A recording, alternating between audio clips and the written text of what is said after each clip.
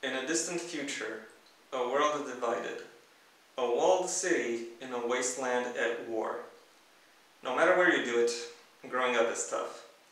Haunted by her past, and with nowhere left to run, Ari survived the wasteland. Now can she survive the city? With the mayor gone and events overtaking her, is Starla ready for leadership? And is the city ready for where she wants to lead it? And can either ignore the war in the wasteland, even as the commander's ambitions threaten to engulf everything? Time is running out as Ari finds herself between worlds. Hello everyone, and welcome once again to the Heir's Lair. I am your host, Jonathan Taylor.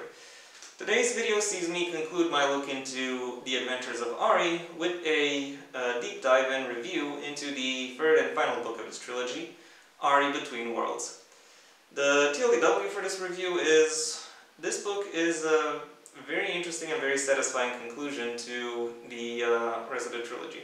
One which manages to explore new facets of its characters while also keeping a good grasp on what it is that makes the setting and the story interesting in its own right. And now that I've gotten the short version out of the way, it's time I delve into the long one. The main plot of the story is split across three character arcs. The first one is that of new character Lucius, or Lucius, not exactly sure how you should pronounce that, who finds himself under the protection or mentorship of an established secondary character. I haven't named that character now, I will not name the character now. All you need to know about this person is that Lucius places a great deal of trust in them. Over the course of the book, however, he finds that his trust might be misplaced. The second of these arcs sees Starla, who, once her father becomes medically incapable or medically incapacitated, has to take over his reins and rule over the city. The changes she wants to implement are stifled, however, by the city senators, while she herself is targeted by assassins. The third and last, but by no means least, of these arcs sees Ari trying to find a new life for herself within the city that Starla now rules over. She finds that life within the city is not what she thought it would be, and thinks of her life within it as being quite devoid of meaning and quite boring, quite meager. All of these arcs intersect and interact with each other in a variety of ways that I won't go on to spoil here. What I will say about them is that they are a little bit too neatly divided throughout most of the book until quite close to the ending, when all hell breaks loose. There are lots of things happening at the same time, and the pacing and the descriptions do not move as fast as they would need to in order to keep up with the action presented. The story still manages to keep up with the characterization and all of the changes that occur due to all the events that occur outside of the characters. But beyond that, it is still a very jumbled mess. The last 6 or so of this book is kind of like a runaway train, which, after running right through a brick wall, or several, is still chugging along on momentum until it eventually stops. Thankfully, the rest of this book is written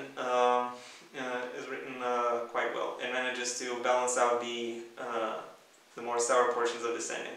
I would go so far as to say that it outdoes any writing from any of the other books. From the slow build-up that establishes where each of the leading characters are and what their situations are, to the presentation and escalation of the stakes involved within the story, all the way to the ways in which the various narratives interact with each other and what changes they bring. All of that is presented in an immersive stream of consciousness style that focuses on the intentions and capabilities of the characters involved, oftentimes surprising even the characters themselves. Because of that presentation, a lot of the strengths that I mentioned in the second book carry over. Chief among them being the more impressionistic depiction of the descriptions and actions, which allow for a greater immersion, and also help the narrative stay grounded and relatable, even though it takes some quite outlandish turns, if I may say so myself.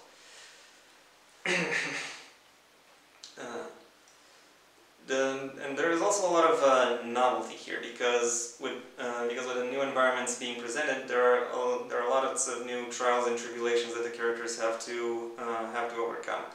And with those new trials and tribulations, their characterization expands as well, and that is definitely the highlight of this book. That even now, readers get to see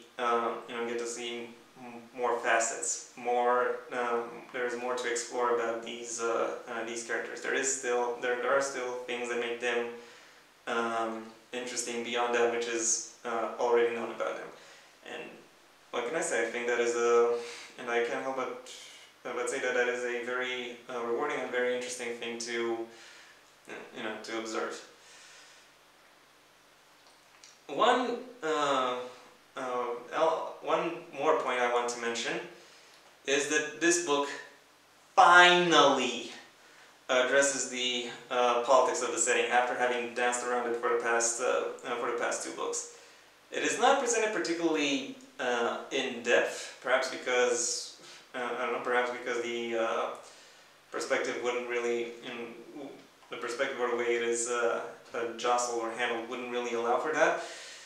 And also, there isn't a lot. The narrative doesn't really go broadly or deeply into the situations presented. So as readers, readers only have to consider the principles of what is being presented. However, I do appreciate that that it is there, that it does allow for an interesting insight into how a city like this would be run, and also it is an interesting insight into potential critiques of modern societies, particularly when it comes to the question of what is owed to whom. It is, as I said, not a particularly in-depth characterization, just relies on the principle, but I'm still glad it's there.